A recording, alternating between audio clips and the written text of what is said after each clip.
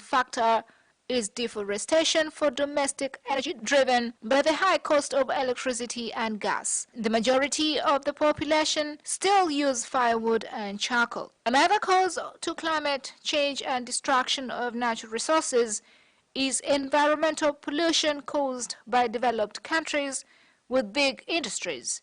Yet Africa suffers the most in drought, floods, unpredictable weather patterns are some of the consequences of climate change.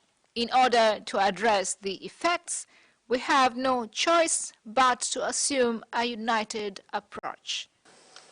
Ili kukabiliana na madhara haya, hatuna budi kuchukua hatua za pamoja. Previously speaking at the Forum on Conservation of Resources and the Environment, the retired third phase President Benjamin Mkapa urged that education be prioritized, especially in looking into how national policies of African countries are discussed and population growth. If population is an issue which facilitates the depletion of our resources, we must have a proper population policy that goes in harmony with the rate. But we don't discuss those things, no. Land policy, you know, there are how many, 53, 54 African countries now? But they all have different land ownership and land use systems. Why don't we learn from each other? We have countries, for instance, in Africa, that have both herders and farmers, and they are eternally locked in turmoil and fights and so on. There will be a number of other measures that we have to take. The tree planting, which can be done without any going for anything scientific, and each community, even each individual, each family, can do it. But that is so important that if we start with that, other things will come, and then together we will get there. Big challenge there are the big foreign logging companies that are busy cutting down the African rainforest. And we are not managing that.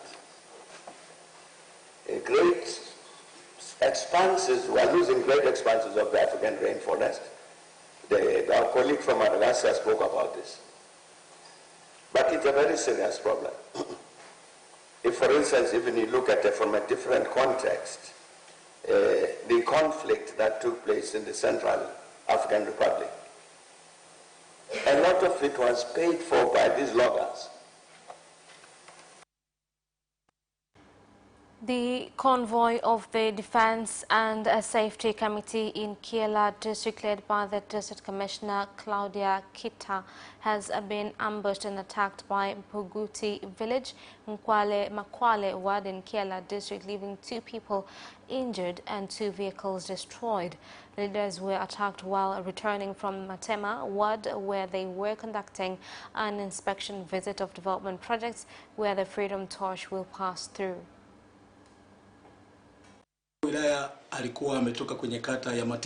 The district commissioner had come to inspect projects which will be presented to the guest of honor. When he arrived in Nguti village, he found that the road had been closed. When they got out to find out what was going on, they were ambushed. Some have been injured and cars have also been damaged.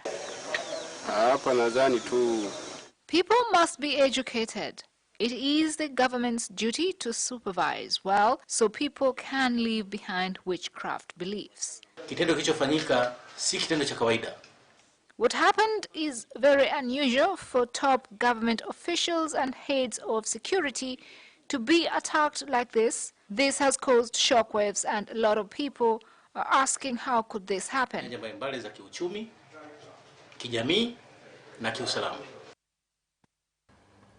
The seventh witness in the incitement case facing 9 Chadema leaders, including the party chairman Freeman Mbowe, Victoria Wihenge, who is an election officer in Kinondoni Municipal, has shared in court that she does not remember if the General Secretary of the party, Dr. Vincent Mashinji, is an MP or not. The witness said this when responding to questions from defense lawyer John Malia, who wanted to know if the 9 accused were agents during the MP by-elections of Kinondoni constituency, where she added that apart from MPs not being agents, Mashinji did not take the oath as his name was not among those they were sent.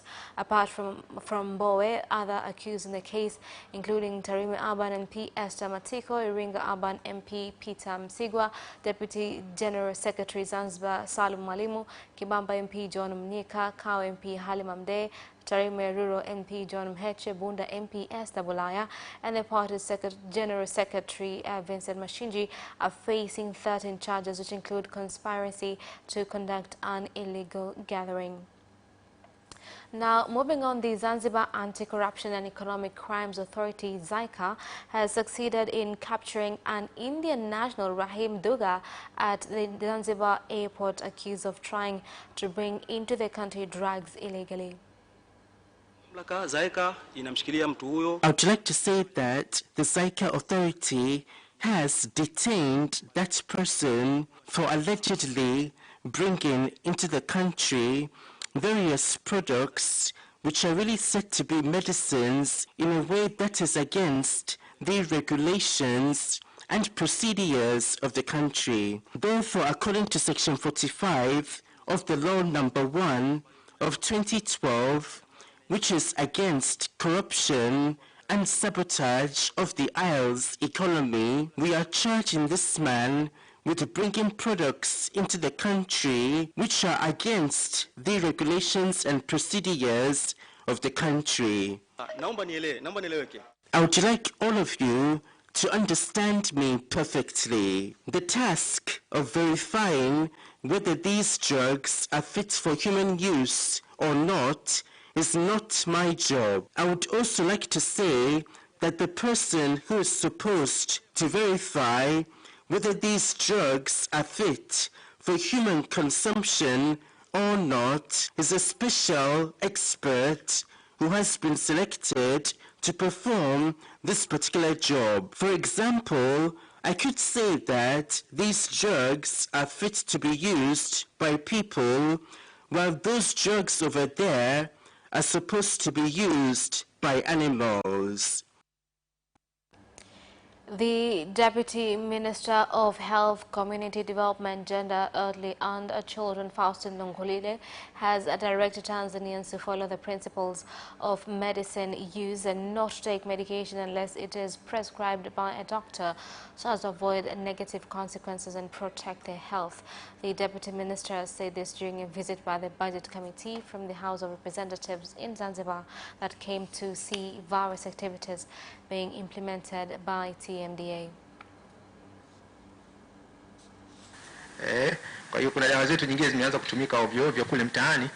Some medication have been misused in our communities. For instance, some antibiotics have been used on animals, and some medication have also been used to do abortion. We must bring in controls to protect the health of our people. TFDA has succeeded in protecting the health of our people by reducing to a large extent the use of fake and low-quality products and by having stringent quality control. We thought it best to come and learn from others so we can advise the government to set aside a substantial budget for ZFDA so we can procure good machinery and upgrade our laboratories.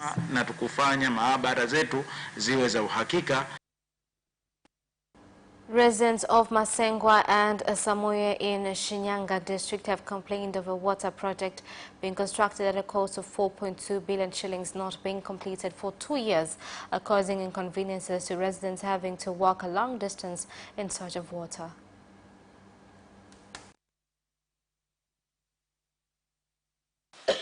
hiyo kero ni kubwa sana kwa sababu inasababisha hata kuvunja hata miji ya watu.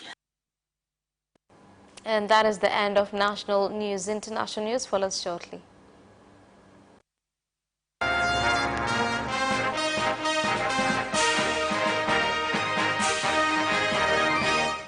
And in international news, with the Directorate of Criminal Investigations in Kenya's ongoing investigation into allegations against Kenya Revenue Authority (KRA) officers helping some people evade taxes, activists have held protests at Parliament and the headquarters of the Anti-Corruption Commission, calling for the formation of special courts for corrupt individuals.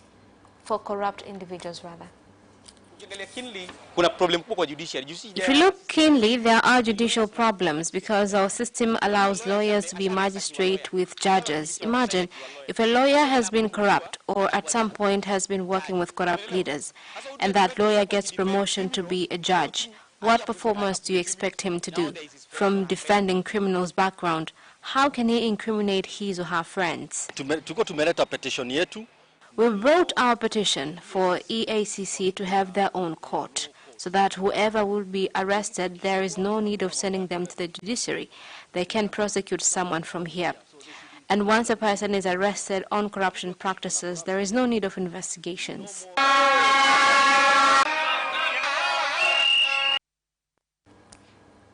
The United Nations High Commission for Refugees, UNHCR, has said that lack of assured safety in Burundi has discouraged refugees in Tanzania from returning to their country. The UNHCR shared this information in their report after Tanzania and Burundi's Ministers of Home Affairs agreed that refugees in Tanzania will be returned to Burundi by October 1st.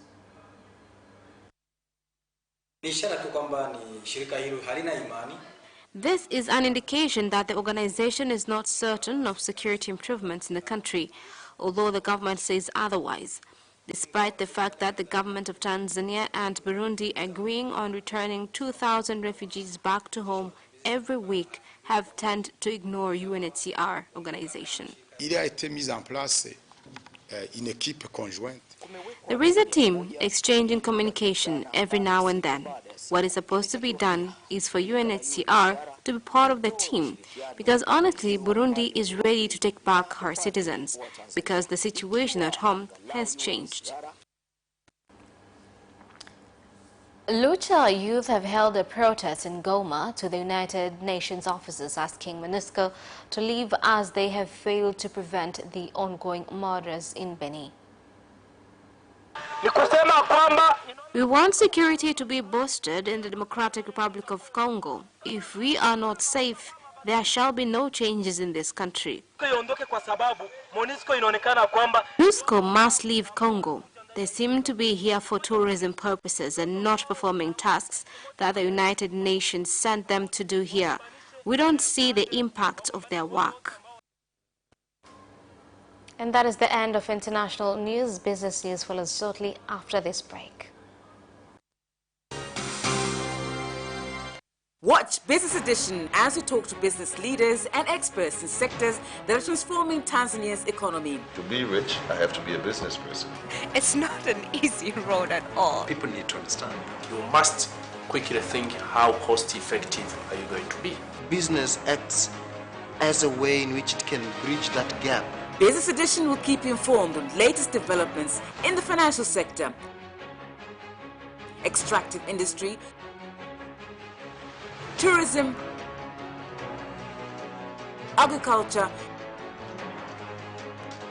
energy, construction, and so much more. Meet entrepreneurs who create employment opportunities. Watch Business Edition on Friday at 8:15 p.m.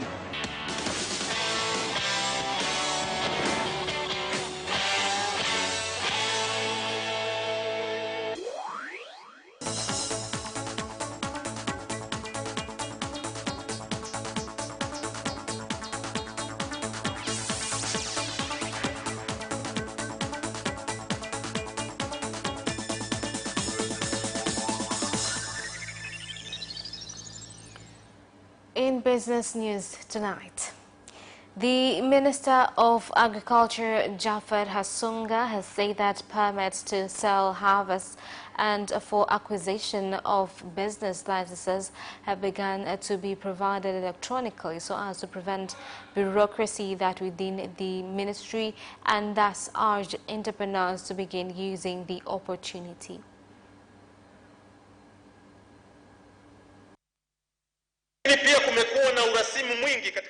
Cereals traders have been mandated to have permits of selling their crops from the ministry or directors. As the ministry, we have seen how much you have been struggling from the impacts of bureaucracy. As the ministry, we have come up with an electronic system that will deal with issuing of certificates and permits.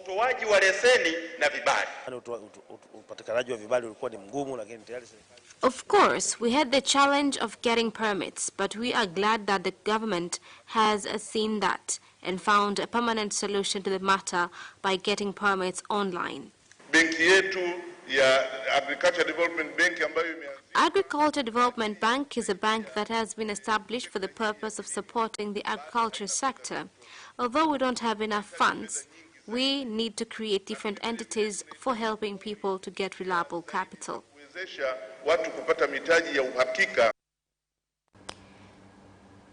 International organizations involved in helping entrepreneurs in the country have started special training to enable small-scale entrepreneurs to produce good quality natural products and increase competition to markets in countries of Southern African Development Community.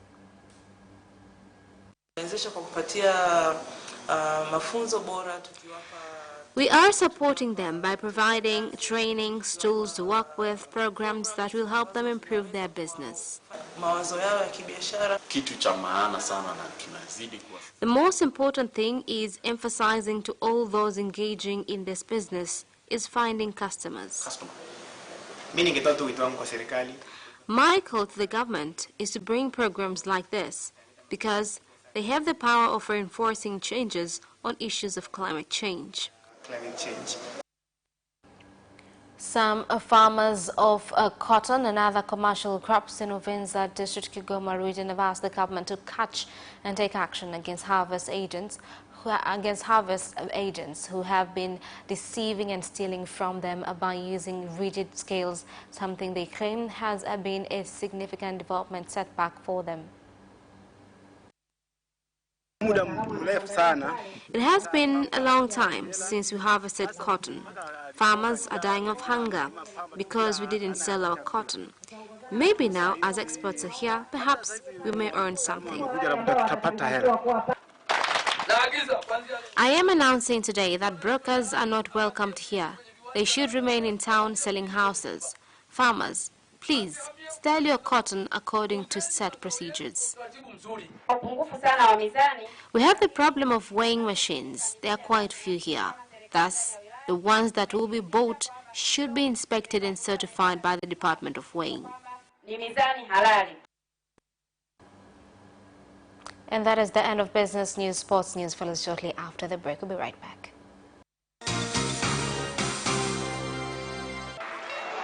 Away first time, good start from Bolt. Bolt leading a moment of going away. Gay trying to go with him and he's going to be dragged through to second place, but he's going to win it by 2 meters. Away first time, good start from Bolt. Bolt leading a moment of going away.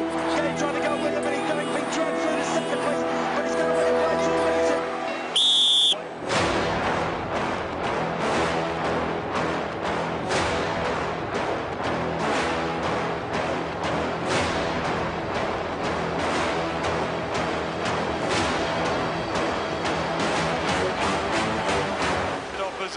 Joaquinho, he did lose to Lent.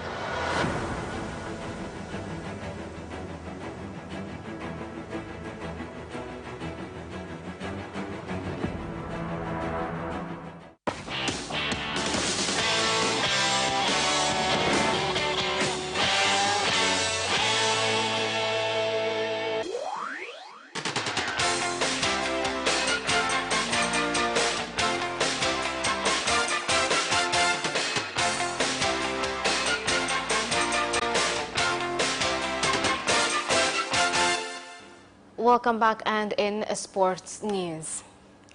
Simba Sports Club has started the Tanzania Premier League well after winning 3-1 in their first match against JKT Tanzania played at the Uhuru Stadium in Dar es Salaam.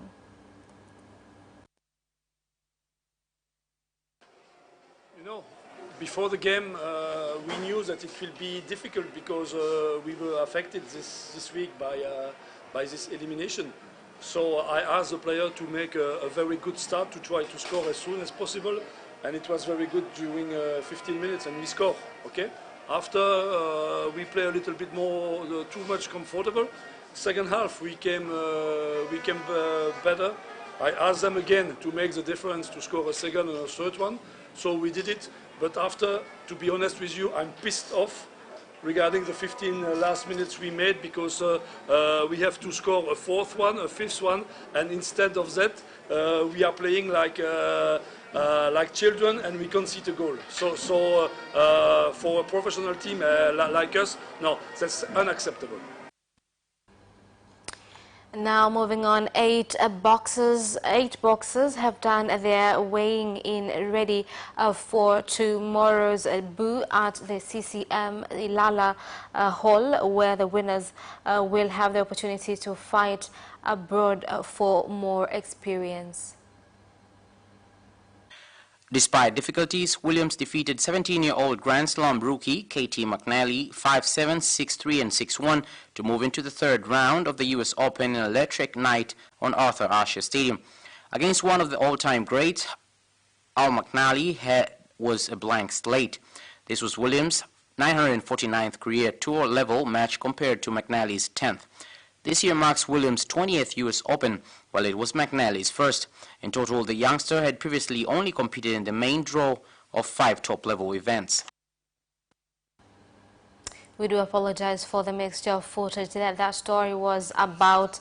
After the endless hype and anticipation of Serena Williams, all superstar first round grudge match with Maria Sharapova. In the end, it was a mere rookie who had the audacity to step up to the all-time great and fearlessly push her to the edge of despair. Now, moving on, Jurgen Klopp has cast doubt on Liverpool's chance of retaining the Champions League and says another season of English domination was unlikely because the competition has never been stronger. Here more details. European Super League because the Champions League is already won in effect, and he expects Liverpool to be drawn on Thursday in a group with one of the continent's top teams because so many high-class sides are only second seeds. Klopp has led Liverpool to back-to-back Champions League finals, but is adamant that does not make them favourite, despite his side winning last season's All-Premier League final. He said, "I'll have no problem with it reaching the final if it happens again, but at this moment, I'm not too sure it will." And that's sports item ends on News Bulletin for tonight. My name is Karija Zimbwe. Thank you for watching and good night.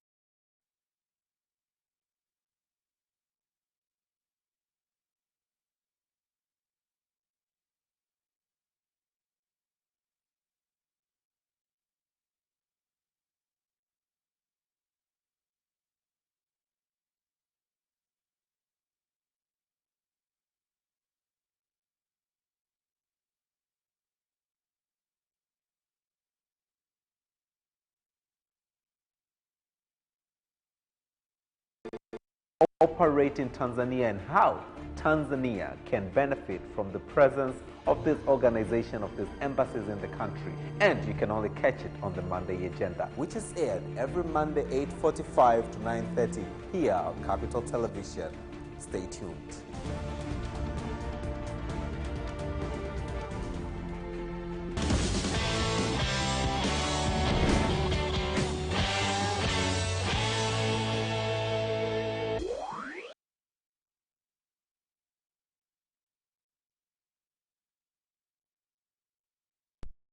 and Nancy Masengo. Please do remember that at certain points in this program, you're going to be able to interact with us. We'll tell you when that is. Just ka tayari. Tunaanza kwa kuangalia vitu ambavyo vili trend kwenye wiki hii Tanzania na nje ya nchi. So, ladies, let's start off with ili trend sana paka I think imeenda paka kwenye international platforms. Yeah. Former Big Brother nani hii contestant Samantha Jensen ambaye alikuja Tanzania akaishi kwa muda mrefu, kwa muda kiasi akawa na mdate yule Big Brother winner wa Tanzania Idris Sultan. Yeah. Alienda Zanzibar. Alivyoenda Zanzibar akawa anataka kwenda kwenye hotel. Kusudi ilikuwa ni miscommunication kwa sababu hotel inasema ilikuwa miscommunication. And then she accused the hotel of being racist because it was recorded, na kama nyene wafuatiliaji wazuri wa vitu vinavyotrend kwenye Tanzania your clip mtakuwa mlipitia. Yeah. Lakini sasa what happened is the hotel ilisema kwamba no, kulikuwa kuna just misunderstanding in terms of communication barrier kati ya mlinzi na Samantha. Samantha anaongea Kiingereza, mlinzi anaongea Kiswahili. Na former mwingine Big Brother contestant ambaye ameishi Tanzania kwa muda mrefu, Abby Platches, naye pia aliongea kuhusu hiyo issue, akasema kwamba sio vizuri kusema kwamba Zanzibar yote ni racist. Lazima kutakuwa kulikuwa kuna language barrier. Ladies, what do you think about this? I think it's ridiculous. Kwa sababu kama mlinzi wa any resort ama hoteli jamani, mgeni anapofika, the thing to do is to welcome them, to let them in. Kwa hiyo hii language barrier mimi sielewi how they're using that as an excuse, kwa sababu yeye alifika pale wanting to know if the party was either private ama walikuwa wanaruhusiwa the general public. Lakini uweze kusema kwamba mlinzi language barrier, what is that supposed to mean? And I've heard of the same kind of thing. Like for people who are living in Zanzibar, I've heard about it before, that there are some hotels on some days they have special occasions. All right, and specifically I've heard of it, like there's a place where sometimes or some days or some hours is typically Italian. Okay, I've heard about it before, so I wasn't shocked when I heard about this story. But for kumtupia lawama mlinzi kwamba alikosea kucommunicate, I think that was just like a PR thing. Kujaribu tu